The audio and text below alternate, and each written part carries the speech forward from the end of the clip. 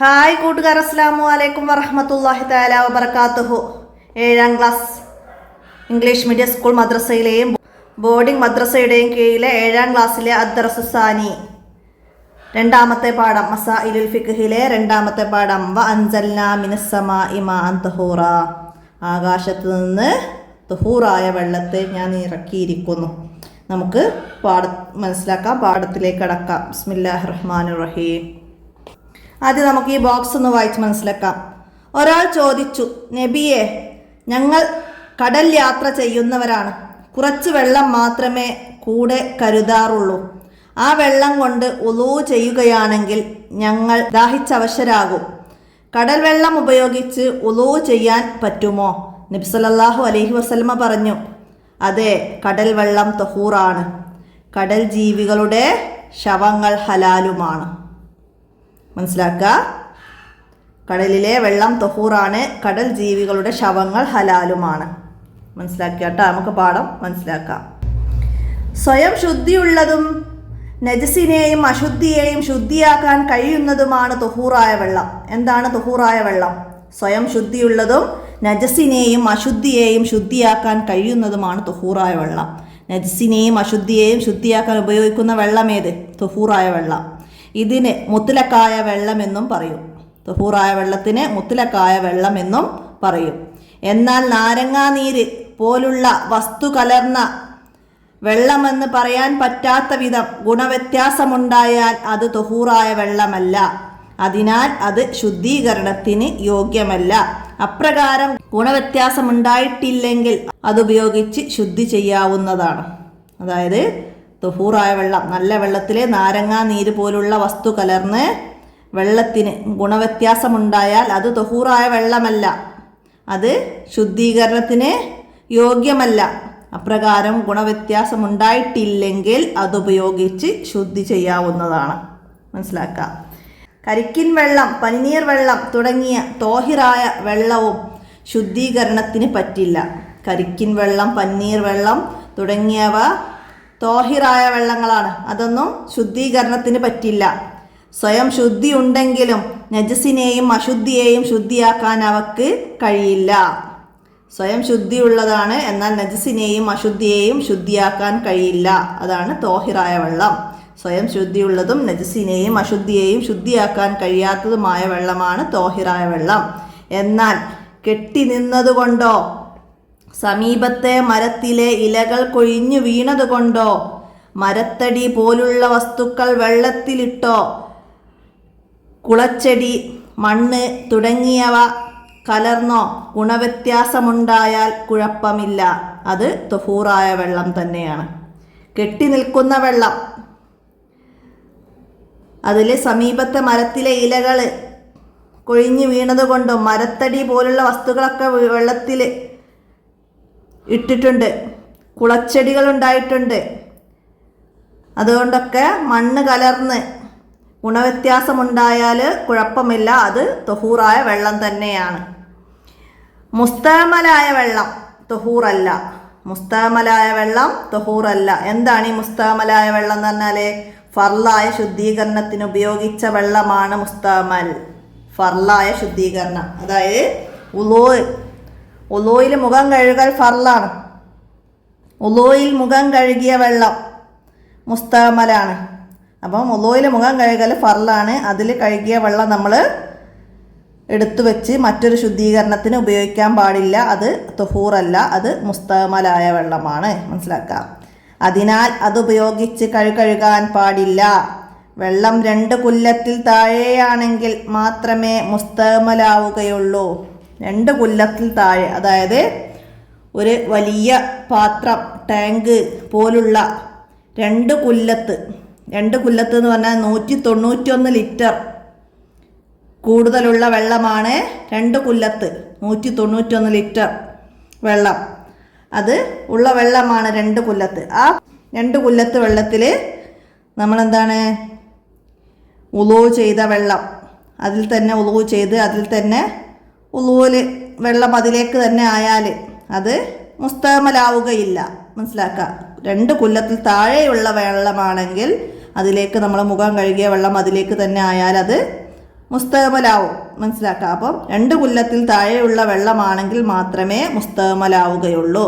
എന്നാൽ 2 കുല്ലത്തിൽ താഴെയുള്ള വെള്ളത്തിൽ നിന്ന് ഇഅ്തിറാഫിൻ്റെ നിയ്യത്ത് ചെയ്ത് കൈകൊണ്ട് കോരിയെടുത്താൽ അത് മുസ്തഅമലാവുകയില്ല. 2 കുല്ലത്ത് താഴെയുള്ള വെള്ളത്തിൽ, അതായത് ഒരു ഹൗള്, വെള്ളം കെട്ടി നിർത്തിയ ഒരു കുളം, അത് 2 കുല്ലത്തിൽ താഴെയാണ് അതിലുള്ള വെള്ളം. എന്നാൽ അതിൽ നിന്ന് ഉളൂ ചെയ്യുമ്പോൾ ഇഅ്തിറാഫിൻ്റെ നിയ്യത്ത് ചെയ്തുകൊണ്ട് കൈകൊണ്ട് കോരിയെടുത്താൽ അത് മുസ്തഅമലാവുകയില്ല. മനസ്സിലായില്ല? അപ്പോൾ നമ്മൾ ഉളൂ എടുക്കുന്ന വെള്ളം അതിലേക്കായാലും അത് മുസ്തഅമലാവുകയില്ല. അത് ഇഅ്തിറാഫിൻ്റെ നിയ്യത്ത് ചെയ്തുകൊണ്ടായിരിക്കണം. അവിടെ വെള്ളം കോരിയെടുത്ത് ഉളൂ ചെയ്യുന്നു, നിയ്യത്ത് ചെയ്യുന്നതിനാണ് ഇഅ്തിറാഫിൻ്റെ നിയ്യത്ത് എന്ന് പറയുന്നത്. വെള്ളം കോരിയെടുത്ത് ഉളൂ ചെയ്യുന്നു എന്ന് നിയ്യത്ത് കരുതുക, അതിനാണ് ഇഅ്തിറാഫിൻ്റെ നിയ്യത്ത് എന്ന് പറയുന്നത്. അപ്പോൾ അതിലേക്ക് ഒരു തുള്ളി വെള്ളമൊക്കെ തെറിച്ച് എന്ന് കരുതി അതെന്താണ്, മുസ്തഅമലാവുന്നതല്ല. മുസ്തഅമലായ വെള്ളം കലർന്ന വെള്ളത്തിന് നാരങ്ങാ നീര് കലർന്ന വെള്ളത്തിൻ്റെ വിധിയാണ്. അത് ശുദ്ധിയുള്ളതാണ്, പക്ഷേ അത് നജസ് ശുദ്ധീകരിക്കാനോ ഒന്നിനും പറ്റൂല. സ്വയം ശുദ്ധിയുള്ളതല്ലത്, അത് മുസ്തഅമലാണ് എന്നാണ് നമ്മൾ മനസ്സിലാക്കേണ്ടത്. നാരങ്ങാ നീരിലെ കലർന്ന വെള്ളത്തിൻ്റെ വിധിയാണ് മുസ്തഅമലായ വെള്ളത്തിന്. അഥവാ വെള്ളമെന്ന് പറയാൻ പറ്റാത്ത അളവിൽ കലർന്നിട്ടുണ്ടെങ്കിൽ ശുദ്ധീകരണത്തിന് യോഗ്യമല്ല. അതായത് ഫർളിൽ ഉപയോഗിച്ച വെള്ളം, അത് വെള്ളമെന്ന് പറയാൻ പറ്റാത്ത അളവിൽ, അതായത് കുറച്ചായാലും അതെന്താണ്, ശുദ്ധീകരണത്തിന് യോഗ്യമല്ല എന്നാണ് നമ്മളവിടെ മനസ്സിലാക്കേണ്ടത്. അതാണ്. എന്നാൽ 2 കുല്ലത്തോ അതിൽ കൂടുതലോ ഉള്ള വെള്ളത്തിൽ മുസ്തഅമലായ വെള്ളം കലർന്നാൽ പ്രശ്നമില്ല. 2 കുല്ലത്തിൽ കൂടുതലുള്ള വെള്ളത്തിൽ ഉളൂയിൻ്റെ വെള്ളം, ഫർളിൽ ഉപയോഗിച്ച വെള്ളം, ഫർളായ കുളിയിൽ ഉപയോഗിച്ച വെള്ളം, മനസ്സിലായില്ലേ, അത് അതിൽ കലർന്നാൽ പ്രശ്നമില്ല. മനസ്സിലാക്കുക. ഏകദേശം 191 ലിറ്റർ വെള്ളമാണ് 2 കുല്ലത്ത്. ഏകദേശം 191 ലിറ്റർ വെള്ളമാണ് 2 കുല്ലത്ത്. അഥവാ 1.25 മുഴം നീളവും വീതിയും ആഴവുമുള്ള 1.25 മുഴം നീളവും വീതിയും ആഴവുമുള്ള ഒരു പാത്രം, ഒരു ടാങ്ക്, ഒരു കുളം, ഹൗല് ഒക്കെ അല്ലേ, അത് 1.25 മുഴം നീളവും വേണം, 1.25 മുഴം വീതിയും ആഴവുമുള്ളതായിരിക്കണം. ആ ഒരു പാത്രം നിറയെയുള്ള വെള്ളമാണ് 2 കുല്ലത്ത്. മനസ്സിലാക്കുക. അത് 2 കുല്ലത്തുണ്ടാകും, അതായത് 191 ലിറ്റർ വെള്ളമാണ്. മനസ്സിലാക്കുക. 2 കുല്ലത്തിൽ താഴെയുള്ള വെള്ളത്തിൽ നജസായാൽ ശുദ്ധീകരണത്തിന് പറ്റില്ല. 2 കുല്ലത്ത് വെള്ളത്തിൽ നജസായത് കാരണം വെള്ളത്തിൻ്റെ നിറം, മണം, രുചി എന്നീ ഗുണങ്ങൾക്ക് വ്യത്യാസം വന്നാലും ശുദ്ധീകരണത്തിന് പറ്റില്ല. അതായത് 2 കുല്ലത്തിലധികമുള്ള വെള്ളം, 2 കുല്ലത്തുള്ള വെള്ളത്തിൽ നജസായത് കാരണം ആ വെള്ളത്തിൻ്റെ നിറത്തിനോ മണത്തിനോ രുചിക്കൊക്കെ വ്യത്യാസം വന്നിട്ടുണ്ടെങ്കിൽ അത് ശുദ്ധീകരണത്തിന് പറ്റൂല. അത് 2 കൊല്ലത്തിലധികം ഉണ്ടെങ്കിലും 2 കുല്ലത്ത് കറക്റ്റായിട്ടുള്ള വെള്ളമാണെങ്കിലും അതിൽ നജസായത് കാരണം നജസിൻ്റെ നിറം അതിൽ കലർന്നിട്ടുണ്ട്, നജസിൻ്റെ മണം വെള്ളത്തിലുണ്ട്, നജസിൻ്റെ രുചി, ഇതിലേതെങ്കിലും ഒന്നുണ്ടായാൽ പോലും അത് പിന്നെ ശുദ്ധീകരണത്തിന് പറ്റില്ല. മനസ്സിലാക്കുക. എന്നാൽ 2 കുല്ലത്തോ അതിലധികമോ ഉള്ള വെള്ളത്തിൽ ഗുണവ്യത്യാസം ഇല്ലാതായാൽ അത് ഉപയോഗിച്ച് ശുദ്ധീകരണം നടത്താവുന്നതാണ്.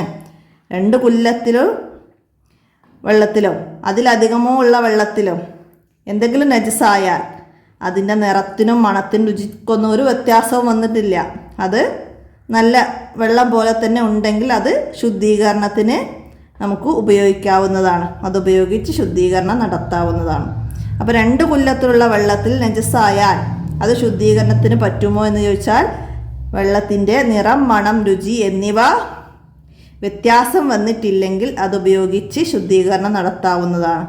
അപ്പോൾ അത് മനസ്സിലാക്കുക. 2 കുല്ലത്തുള്ള വെള്ളം ശുദ്ധീകരണത്തിന് പറ്റും, അത് നജസായാലും. പക്ഷെ അതിൽ നജസിൻ്റെ നിറം, മണം, രുചിയൊന്നും കലർന്ന് അത് വ്യത്യാസപ്പെടാൻ പാടില്ല. അപ്പോൾ അതാണ് അവിടെ മനസ്സിലാക്കേണ്ടത്. അപ്പോൾ ഇവിടെ ചെറിയ വേർഡ്സുകളൊക്കെ വന്ന് മീനിങ് തന്നിട്ടുണ്ട്, അതൊക്കെ മനസ്സിലാക്കാൻ നമുക്കിതിൻ്റെ വർക്ക് ബുക്ക് നോക്കാം. അപ്പോൾ ഇതിൻ്റെ വർക്ക് ആദ്യം എന്താ വരുന്നത്, നുക്കമ്മിൽ വിട്ട ഭാഗം പൂരിപ്പിക്കാനാണ്. തൊഹൂറായ വെള്ളത്തിന് ഡാഷ് എന്ന് പേരുണ്ട്. എന്ത് പേരായിരുന്നു നമ്മൾ പറഞ്ഞത് പാഠത്തിൽ? മുത്തലക്കായ വെള്ളം എന്ന് പേരുണ്ട്. മുത്തലക്കായ വെള്ളം എന്നും പേരുണ്ട് എന്ന് പറഞ്ഞിരുന്നു.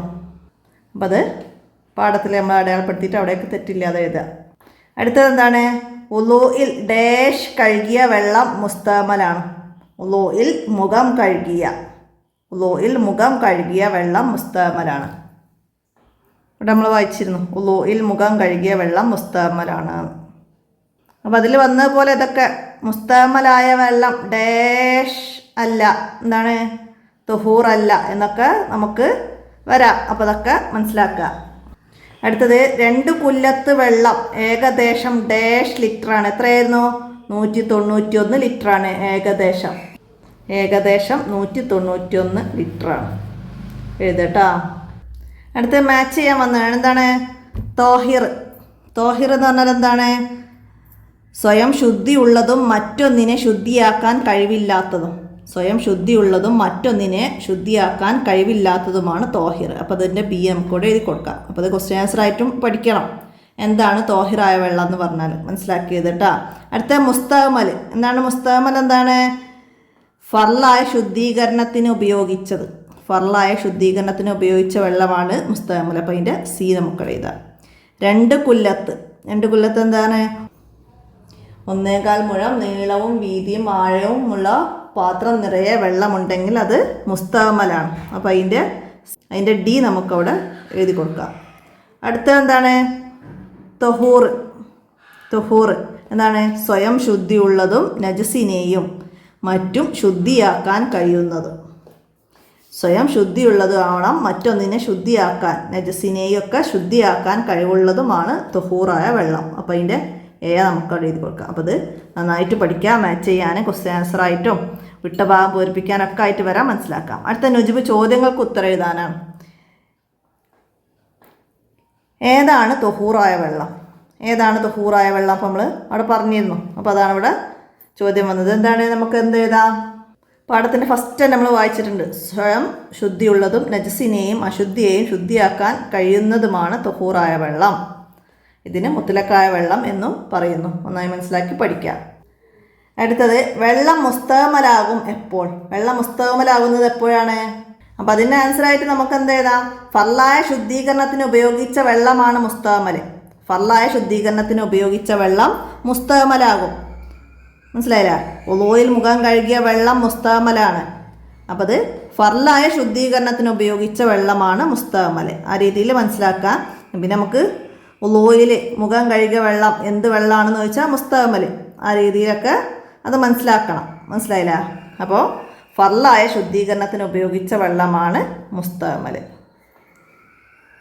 അടുത്ത ചോദ്യം എന്താണ്?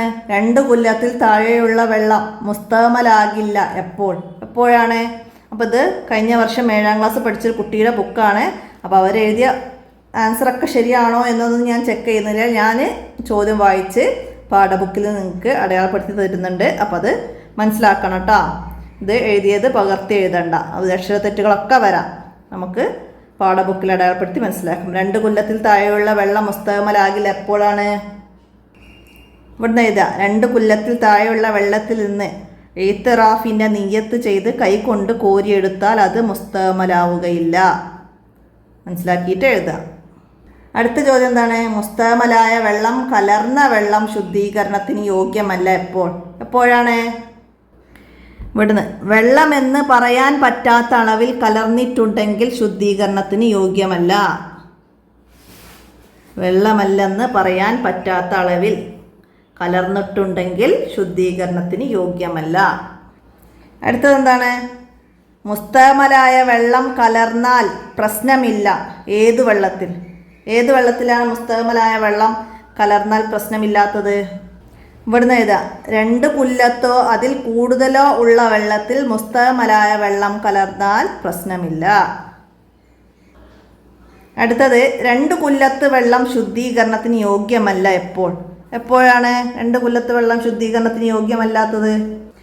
ഇവിടുന്ന് എഴുതാം. 2 കുല്ലത്ത് വെള്ളം നജസായത് കാരണം വെള്ളത്തിൻ്റെ നിറം, മണം, രുചി എന്നീ ഗുണങ്ങൾക്ക് വ്യത്യാസം വന്നാൽ ശുദ്ധീകരണത്തിന് പറ്റില്ല. 2 കുല്ലത്ത് വെള്ളത്തിൽ നജസായാൽ വെള്ളത്തിൻ്റെ നിറം, മണം, രുചി എന്നീ ഗുണങ്ങൾക്ക് വ്യത്യാസം വന്നാൽ ശുദ്ധീകരണത്തിന് പറ്റില്ല. മനസ്സിലാക്കട്ടോ.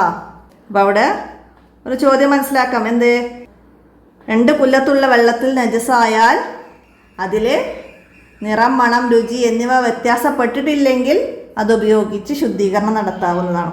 ഇനി നമുക്കിവിടെ തഹ്സീസ് വരുന്നത് എന്താണ്? 2 കുല്ലത്തിൽ താഴെയുള്ള വെള്ളത്തിൽ നിന്ന് ഉളൂ ചെയ്യുന്ന രൂപം ചെയ്ത് കാണിക്കാൻ. 2 കുല്ലത്തിൽ താഴെയുള്ള വെള്ളത്തിൽ കൈകൊണ്ട് കോരിയെടുത്തിട്ട് എഴുത്തിറാഫിൻ്റെ നിയ്യത്ത് ചെയ്തുകൊണ്ട് വെള്ളം കോരിയെടുത്തുകൊണ്ട് ഉളൂ ചെയ്യുന്ന രൂപം. അപ്പോൾ അത് വെള്ളം കോരിയെടുത്തുകൊണ്ട് നമ്മൾ ഉളൂ ചെയ്യുന്ന രൂപം അത് ക്ലാസ്സിൽ ചെയ്ത് കാണിക്കാനാണ്. അപ്പോൾ അത് നിങ്ങൾക്ക് ക്ലാസ് വർക്കായിട്ട് എല്ലാവരും പരസ്പരം ചെയ്ത് പരിശീലിച്ച് കാണിക്കുക. അതാണ് നിങ്ങൾ ചെയ്യേണ്ടത്. അപ്പോൾ ഇത്രയാണ് ഈ പാഠത്തിൽ മനസ്സിലാക്കാനുള്ളത്. തൊഹൂറായ വെള്ളം, തോഹിറായ വെള്ളം, മുസ്തമലായ വെള്ളം, ഈ 3 വെള്ളങ്ങളാണ് നമ്മളിതിൽ പഠിക്കുന്നത്. വെള്ളങ്ങളെക്കുറിച്ച് എഴുതാൻ ഒക്കെ വന്നാൽ നമുക്ക് മനസ്സിലാക്കി എഴുതാൻ കഴിയണം. തൊഹൂർ, തോഹിർ, ഇതിനെക്കുറിച്ച് 5 വരി കുറയാതെ എഴുതാൻ വന്ന് നമുക്ക് ഈ പാഠത്തിൽ നിന്ന് മനസ്സിലാക്കിയ കാര്യങ്ങൾ എഴുതാൻ കഴിയണം. ആ രീതിയിൽ പാഠം മനസ്സിലാക്കി പഠിക്കുക, പാഠഭാഗം ഉപകാരപ്പെടുത്തുക, വീഡിയോ കൂട്ടുകാർക്കൊക്കെ ഷെയർ ചെയ്ത് കൊടുക്കുക. ഇന്നത്തെ വീഡിയോയുടെ അവസാനിപ്പിക്കുകയാണ്. അസ്സലാമു അലൈക്കും വറഹ്മത്തുള്ളാഹി വബറകാതുഹു.